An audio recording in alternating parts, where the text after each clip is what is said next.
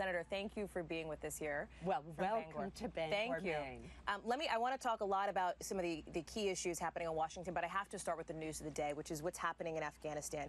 You have watched this war play out for 16 years. Are you confident that the president can execute some kind of a successful strategy if it means increasing the number of troops on the ground? Well, we need to hear the strategy that the president's going to present tonight. I will say two things, and that is that in the past 16 years, our efforts in Afghanistan, which have cost the lives of so many troops, have lacked focus. There hasn't been a strategy. And second, we need a strategy that is going to deal with the influence of countries like Pakistan, like Iran, like Russia. So if the president decides to stay the course, as he may do, is that enough for you? I'm worried about that because if you look at a map of Afghanistan, the Taliban has made enormous gains in the last couple of years. And I don't want Afghanistan to be a safe haven for terrorist attacks the way that it was prior to the attacks on our country on 9/11. But this is a very difficult issue, and I'm glad that there's been a detailed analysis of what to do. That's what we've needed. I know that you will be watching that address tonight, as will people across Maine. It will likely be on the front page tomorrow, but what was on the front page today? I want to show you of the Bangor Daily News here, where the protests in Boston over the weekend.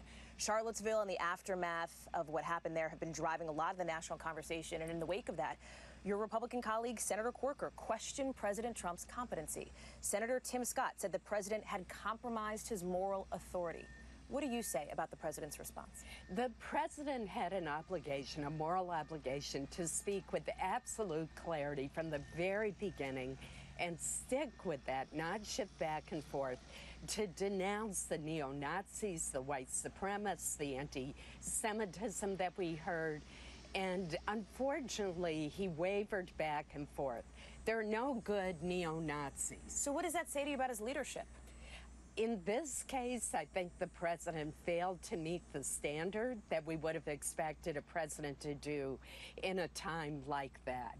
There should be no place for hatred, bigotry, and racism in this country, and he should have said that very clearly. He did at times, but then he wavered back and forth. Given your concerns about that, Senator, at what point, though, given what we've heard from your Republican colleagues, too, does that talk turn into action? At what point, if any, do you not support, for example, his renomination? Well, I didn't support the president when he was our party's nominee. That was a very difficult position for me to take. I'd never taken it before. Instead, I wrote in the name of Paul Ryan. And that was very hard for me to do as a lifelong Republican. So what happens? He's already running for re-election. What happens next? Well, it's far too early to tell now. There's a long ways between now and that point. Do you think he will end up the party's nominee in 2020? It's too difficult to say. Okay. Let me ask you about health care, because that is obviously something that was critical to the president on the campaign. You were one of the pivotal no votes on that. Let me ask you this, because there's still talk about this coming back up in the fall. Is repeal and replace dead altogether? Repeal without a replacement that is workable, that doesn't hurt vulnerable people and destroy the ability to deliver health care in rural America, I hope it's behind us. But that does not mean that our job is done.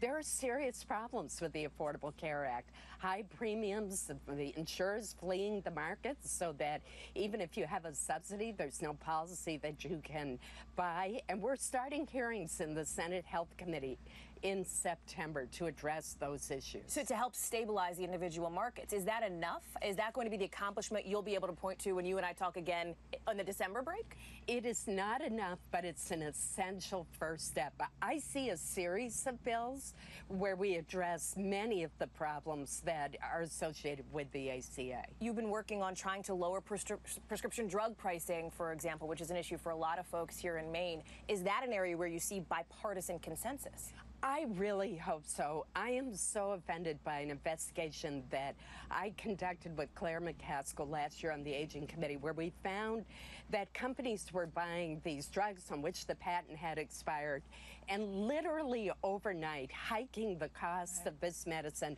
by as much as 5,000%. We need to have a more competitive marketplace where generics are more readily available, and we're working with the FDA commissioner to do just that. Two more very quick questions for you. Are you satisfied with Senator McConnell's leadership on not just health care, but on his response to President Trump and the way that he is conducting his business? I don't always agree with Senator McConnell, but I think he has been a good and effective leader. And you continue to back him as the leader of the Senate? And opioid issues are obviously crucial here in Maine.